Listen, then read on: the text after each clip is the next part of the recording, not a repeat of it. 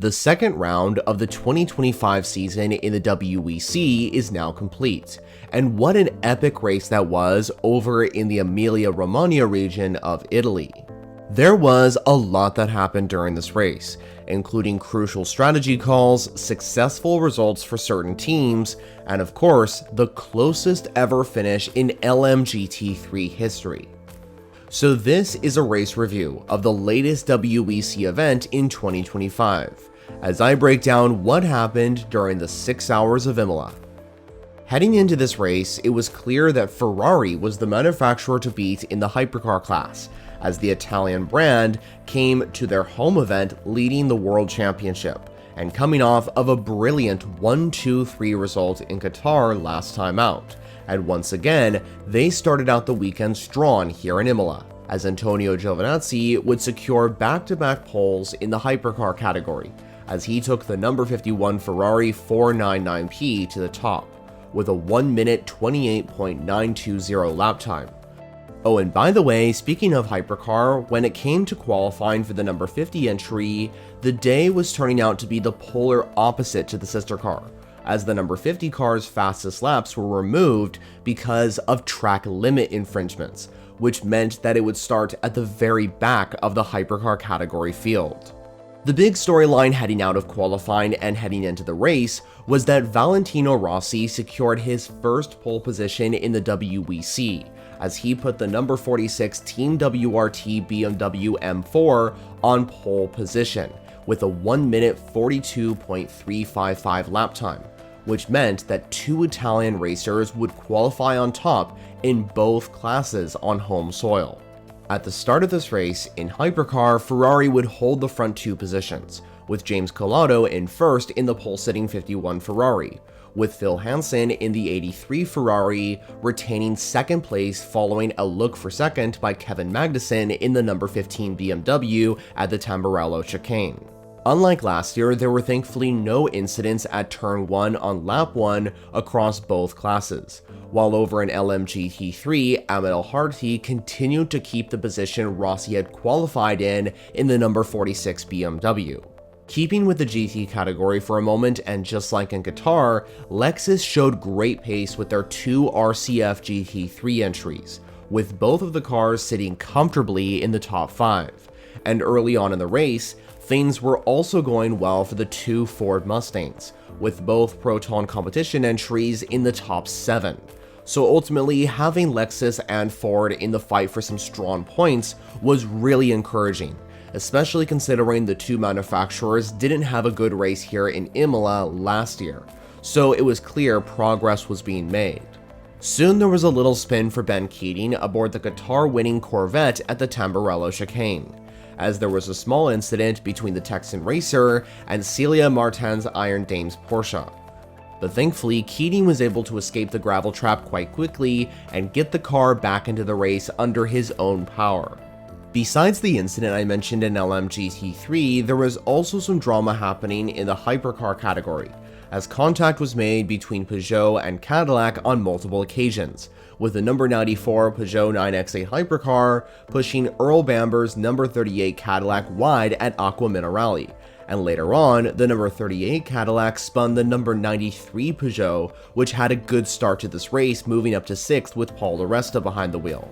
But obviously, this was an unfortunate setback for Peugeot, but thankfully di Resta got the car facing in the right direction once again, and the Cadillac would receive a penalty later on. As the race progressed, drama would strike for one of the A424s, as the number 35 Alpine would get a drive-through penalty, which would delay the entry's progress in the race. And unfortunately, this was a factor as to why the number 35 car didn't get any points this time round. Now, one of the big factors in this race was fuel, energy, and tire strategy, as multiple different cars went for different plans. For example, it was clear early on that the number 20 BMW was on a completely different strategy, as the driver and team were conserving the systems within the car to pit later on. And it's important for me to mention that this happened for BMW because this was ultimately a major factor which helped them achieve their big result later on in the race. As the event progressed, in Hypercar, Niklas Nielsen, who started the number 50 car at the very back of the grid, continued to show the strong pace that Ferrari had here in Italy, as he made his way towards the front in that number 50 car. Meanwhile, when it came to the Italian manufacturer, back up at the front, Ferrari continued to dominate with the number 51 and number 83 Ferrari 499P entries, while the cars behind were mainly from BMW and Toyota. Over in LMGT3 though, we got our first retirement of the race, as contact was made between the number 27 Heart of Racing Aston Martin and the number 31 WRT BMW, which sent the Aston Martin into a violent spin into the wall. Thankfully, driver and team principal Ian James was out of the car unhurt, but this would mark the end of the race for the Heart of Racing in LMGT3, which was truly unfortunate because that particular Aston Martin Vantage showed very strong pace and was in the fight for a strong top 5 result. Later on, the drama shifted from LMGT3 to the hypercar class, as the battle between BMW and Toyota for third place at the time got heated, with the number 20 BMW and the number 7 Toyota making contact at the Variante Alta chicane, which gave back wing damage to René Rast BMW, and ultimately the incident caused small setbacks for both of the hypercar entries. Now, I do want to point out that it was clear that during this race, Porsche Penske Motorsport once again did not have a competitive race car. The balance of performance has not helped Porsche at all these last 2 races, and it's clearly not been the start of the season the German marque were hoping for. But even though they had a difficult performing car here at Imola, their strategy was on point, as Porsche Penske Motorsport were able to strategically get the number 6 Porsche into the race lead for a brief time, which highlights how good Porsche Penske Motorsport is as a team, even though they didn't have the most competitive race car out on track. Obviously though, the number 6 car couldn't fight on pure pace with the pole-sitting number 51 Ferrari, which eventually re-overtook the 963. But after that, the number 6 Porsche continued to fight for the podium at this point. Elsewhere, one of the most dramatic moments of the race happened when contact was made between the leading cars in LMGT3 at Ravazza 2.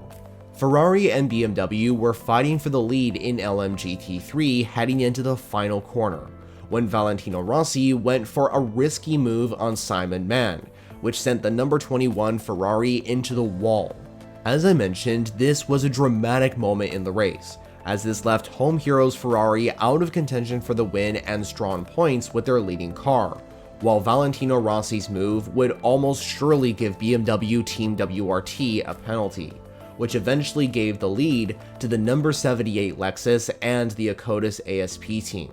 So as I said, absolute drama here in Imola with just over 2 hours to go. Later on, the work that got the number 50 Ferrari back to the front after starting at the back all went undone when the 499P got a puncture which sent it down the order. Thankfully, Ferrari AF Corsa got the car back to the pits, repaired the delaminated tire, and got the entry back into the race. But unfortunately, the opportunity for points was now over for the Qatar-winning Le Mans hypercar. Back up at the front, while Ferrari continued to lead with the number 51 car, strategy completely reshuffled the order with just around 30 minutes to go. Now the number 20 BMW and the number 36 Alpine had cycled right to the front, with the unique strategies from both teams working out, while entries like the number 83 Ferrari and the number 6 Porsche Penske dropped further down the order.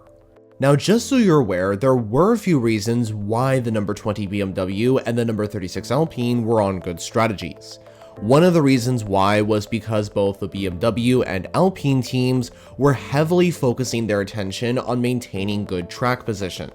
with Sheldon van der Linde moving the number 20 BMW on mediums into podium contention. Elsewhere, the number 36 Alpine made good use of the soft tires, as opposed to the majority of entries which opted for the mediums. During the final stint in this race, Alpine were flying up the leaderboard with the number 36 car, partly due to the amazing strategy and Mick Schumacher's abilities behind the wheel of the A424, and this eventually helped Alpine to move into third overall. Meanwhile, in LMGT3, strategy was playing a part as well, as the Manthey First Form team were able to get their car into the fight for the win against the number 46 BMW and those two Lexus entries, and following the pit stop, the Porsche was able to get ahead into first place ahead of Team WRT's BMW. So over in Hypercar, the battle for the win was pretty much over, as the number 51 Ferrari AF Corsa entry would come across the line in first. But more on that in a moment, because there was still an intense battle going on for the race lead in LMGT3 in the final laps.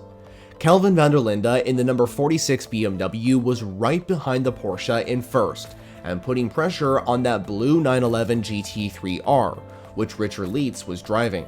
On the final lap of this race, van der Linde tried multiple opportunities to get that BMW into first, but Lietz defended well and was able to finish ahead in first to give Manthey First Form and Porsche victory at the 6 hours of Imola, to complete the closest ever finish in LMGT3 history, with a gap equaling around 3/10 between first and second on the road. Meanwhile, in Hypercar, as I said, Ferrari AF Corsa would enjoy their first overall win on home soil with the 499P, with the number 51 Ferrari coming home on the top step of the podium, with Alessandro Pierguidi, James Collado, and Antonio Giovinazzi securing the win in Italy, which also gave them their first win since 2023, when the number 51 Ferrari secured victory at the centenary edition of the Le Mans 24-hour.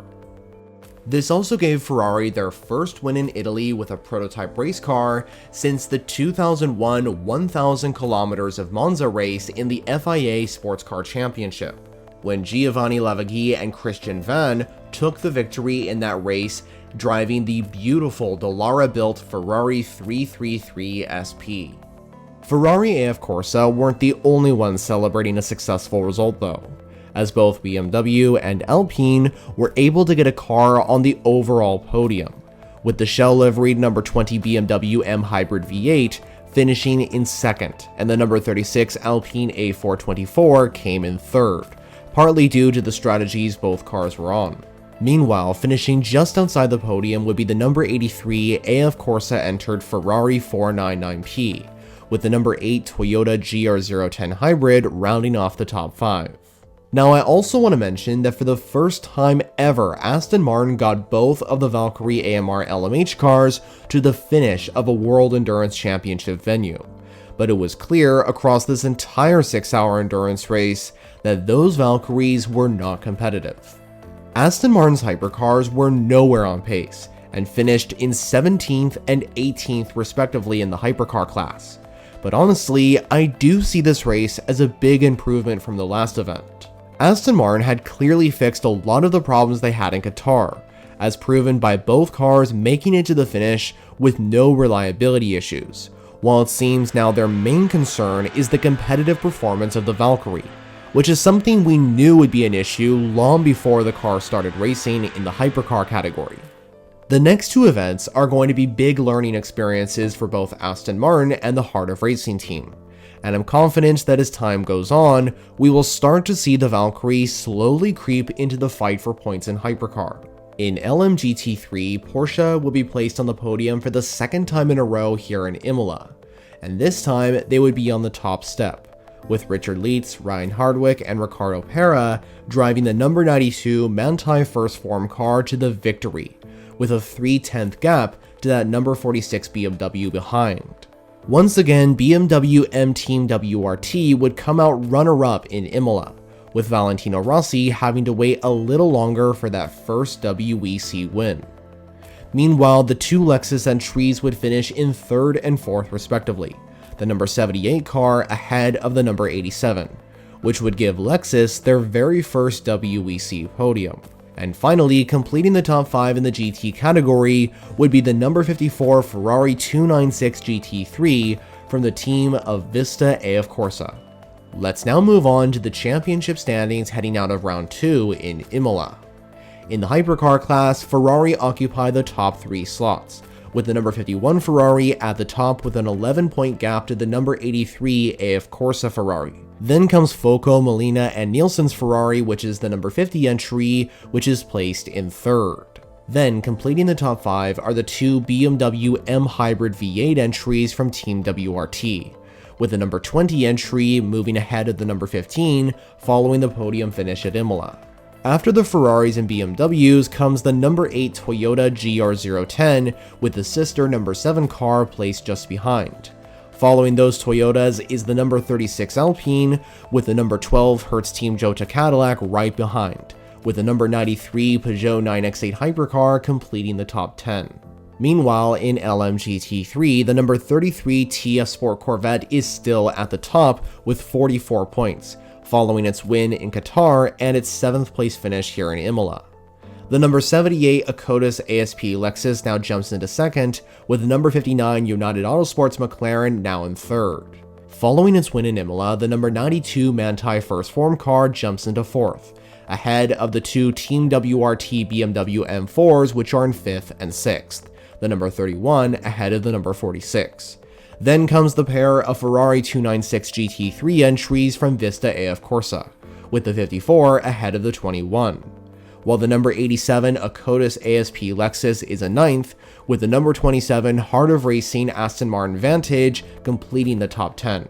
So that completes another race report of a World Endurance Championship event, with the 6 hours of Imola in 2025 now complete. So now I want to know what you thought about that race, and are you excited for the next WEC event, which by the way is happening on May 10th, which is the 6 hours of Spa-Francorchamps? Well, be sure to let me know all your thoughts in the comments below. For those interested in endurance racing, I suggest subscribing if you haven't already, because I provide consistent updates on everything WEC, IMSA, and Intercontinental GT. For more videos to watch, check out the options displayed on screen. But for now, that's it from me. Thanks for watching.